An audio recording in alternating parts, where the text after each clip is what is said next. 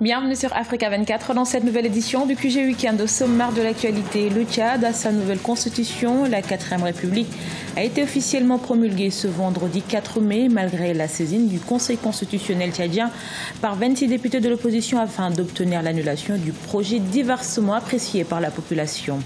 En République démocratique du Congo, le célèbre musicien Werrason lance sa plateforme dénommée À nous le Congo. Cette initiative qui se définit comme apolitique compte toutefois accompagner le processus électoral congolais. Et plus d'2 ans après la décision du gouvernement rwandais de bannir l'importation des habits de seconde main, le pays peine à asseoir une stratégie. Le Rwanda est en effet dominé par des articles fabriqués à partir des tissus importés. Mais tout d'abord, le Tchad entre définitivement dans la 4e République. La nouvelle constitution a été promulguée ce vendredi par le président Idriss Déby Itno. Avant cette promulgation, le Premier ministre Payimi Padake Albert a démissionné puisque son poste a été supprimé dans la nouvelle constitution. Cette loi qui renforce les prérogatives du chef de l'État Idriss Déby Itno est diversement appréciée par les populations. On écoute à ce propos quelques réactions recueillies par notre correspondant au Tchad, Mahamat Ramadan.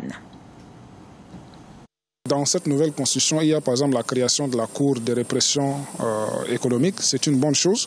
Dès lors où on sait que dans ces pays, il y a plus de prévaricateurs. Les gens s'emploient à détourner les ressources du pays. Ils ne sont pas inquiétés. Ou bien on les interpelle pour 2 ou 3 jours, on les laisse en liberté. Désormais, il y aura une cour spéciale qui va réprimer les prébendiers de la République. Ça, c'est une bonne chose. Ce n'est pas une manière de trouver des solutions à la crise, mais c'est dans les programmes politiques du chef de l'État. Et c'est un programme que le peuple tchadien a accepté. Nous avons fait des consultations régionales.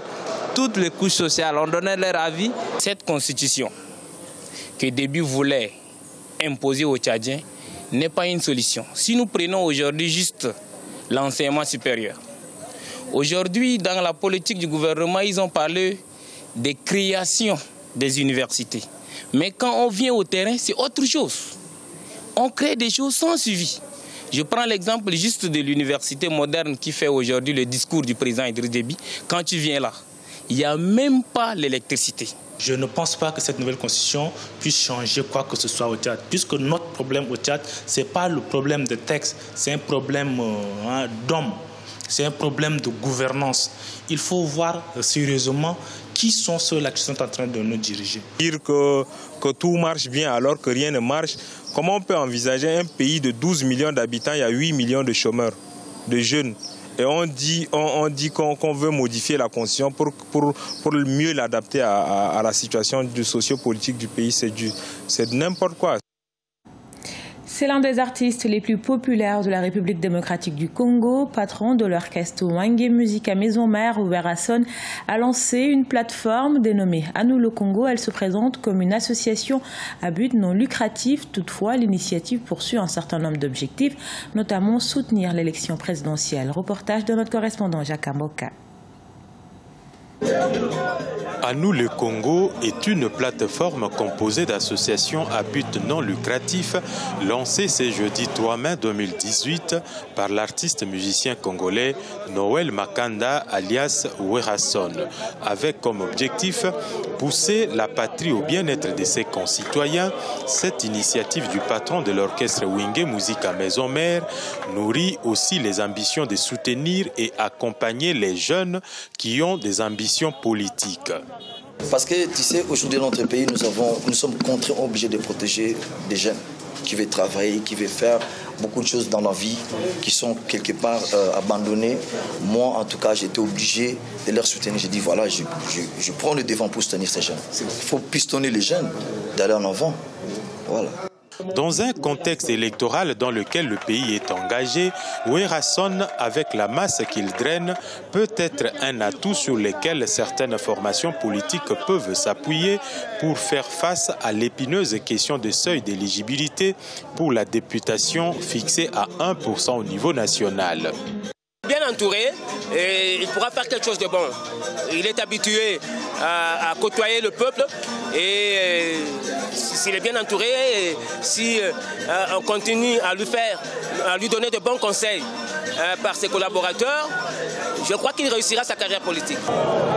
Ambassadeur de la paix pour le compte de la Croix-Rouge, Noël Makandawe Hassan est, selon bon nombre d'observateurs, en train de s'engager progressivement dans la politique. Ayant chanté pour le président Joseph Kabila lors des 2 précédentes élections, pour qui va-t-il battre campagne à la prochaine présidentielle? La question reste pendante. Représentant 60% des revenus de l'Algérie, les cours du pétrole ont été particulièrement volatiles en 2016. En cause, les fortes fluctuations des prix des produits. Pour pallier à ce déficit, les agriculteurs participent aux efforts du gouvernement visant à stimuler la production agricole et réduire les importations alimentaires à travers diverses formes de soutien. Solange Dubois. Confronté à des défis importants posés par la baisse des cours pétroliers, le gouvernement algérien a mis en place un programme afin d'améliorer la production agricole. Objectif, récupérer les pertes dues à la baisse des recettes énergétiques, actuelle principale source de financement de l'État. À présent, le gouvernement offre plus de soutien au secteur agricole avec des fonds énormes pour aider la production et fournir de la nourriture à tous les Algériens. Ce pourrait être une bonne alternative au pétrole. Les revenus issus de l'industrie pétrolière et gazière constituent environ 60% des revenus totaux de l'État algérien. Néanmoins, après l'effondrement des cours du pétrole qui est passé de plus de $100 le baril en 2014 à moins de $30 en 2016, le gouvernement ne peut constater qu'un manque à gagner de 50 milliards de dollars. L'Algérie se tourne aujourd'hui vers le secteur agricole. Elle lance donc une campagne pour augmenter la production locale et également aider les agriculteurs à se développer grâce à des prêts au taux d'intérêt faible et des vaccinations gratuites au bétail. Nous avons obtenu ce terrain en 2013. L'État nous a également aidés dans les procédures administratives. Nous avons fait installer ces étables et ces cuves et grâce à Dieu, nous avons commencé avec 40 vaches et maintenant nous en avons 70 après 4 années de travail. Par ailleurs, le gouvernement compte augmenter la production de blé passant à 5,3 millions de tonnes d'ici 2022 contre 3,5 millions de tonnes en 2017. 15 nouveaux barrages vont également être construits pour compléter les 80 hectares pour l'irrigation des céréales sur une superficie de 600 000 hectares contre seulement 60 000 hectares actuellement. Il y a 2 ans, le Rwanda a décidé de bannir l'importation des habits de seconde main afin de promouvoir l'industrie textile locale. Une décision qui aurait des conséquences sur l'économie du pays. En effet, selon les experts, le Rwanda peine encore à asseoir une stratégie efficace pour combler le vide créé par cette interdiction. Reportage de Fratanda Kiaisanga, notre correspondant à Kigali. En 2015, les chefs d'État de la communauté est-africaine ont adopté un processus graduel sur 3 ans pour éliminer les importations de vêtements et de chaussures d'occasion afin de promouvoir les industries textiles, vestimentaires et du cuir dans la région. En conséquence, en 2016, le Rwanda a augmenté les taxes sur les vêtements usagés de 1150% et de 900% pour les chaussures de seconde main. Une décision qui n'a pas été sans controverse. C'est bizarre ces habits dits Made in Rwanda qui se répandent de plus en plus à Kigali. La plupart de ces tenues sont faites avec des tissus importés. Et donc, elles ne sont pas faites au Rwanda, car le pays ne produit pas de coton. Et économiquement parlant, on ne peut développer l'industrie du textile sans la matière première qu'est le coton. L'idée de bannir ou d'alourdir l'importation des habits d'occasion était seulement pour des raisons sociopolitiques. Comme quoi, il faut préserver la dignité des Rwandais. Mais je trouve cela économiquement incorrect. Le gouvernement du Rwanda a ensuite délibéré sur une stratégie 2017-2019 pour la transformation des textiles au Rwanda, des vêtements et de l'industrie du cuir qui vise à accroître la qualité et la quantité de ces articles pour les marchés locaux et étrangers. Une opportunité en or pour les quelques acteurs vestimentaires rwandais, surtout les vendeuses de pagne importées de Chine.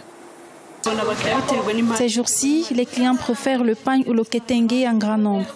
Avant, il n'était que des femmes, mais actuellement, ce sont surtout les jeunes qui viennent nous en demander pour faire coudre des modèles qui sont de tendance avec la promotion du Made in Rwanda. Le problème est qu'il ne faut tout simplement pas avoir des produits sur le marché, mais il faut qu'ils soient suffisants, accessibles et abordables. Ce sont là les 3 facteurs à prendre en considération, mais qui ne sont malheureusement pas respectés dans notre contexte. Le Rwanda possède 2 usines de textile, l'une des vêtements chinois opérant au Rwanda depuis 2014 et une autre qui produit principalement des uniformes scolaires. Elle appartient aux Indiens et mène ses opérations au pays des 1000 collines depuis 1984. Ce journal a été réalisé par l'ensemble de la rédaction. Merci pour votre fidélité. Dans un instant, une nouvelle édition de l'actualité sur Africa 24.